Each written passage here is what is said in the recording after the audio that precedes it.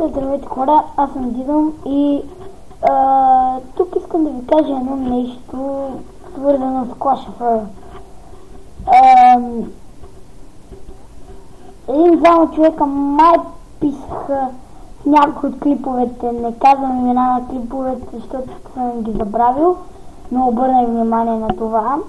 И от вчера играя Clash of Royale и вече съм на втора арена.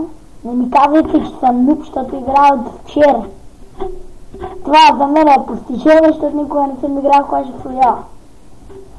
Но тя е на моя таблет, който е счупен и не знам как ще стане. И ми кажете програма.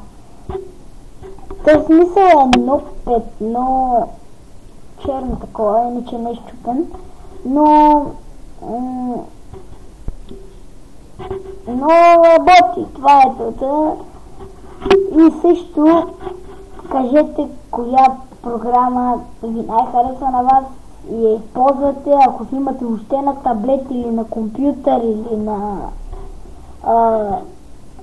не на компютъра, се обърках, извинете много, на таблет, на телефон, на всички такива, на iPad и на всякакви устройства, свързани с тегляне на игри без компютър и лаптоп.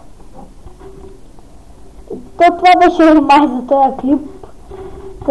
Ако искате, може да запиша един клип, но без това, което ще бъде много гадно и много шитаво, защото няма да е добре. Ще го реша. Бай!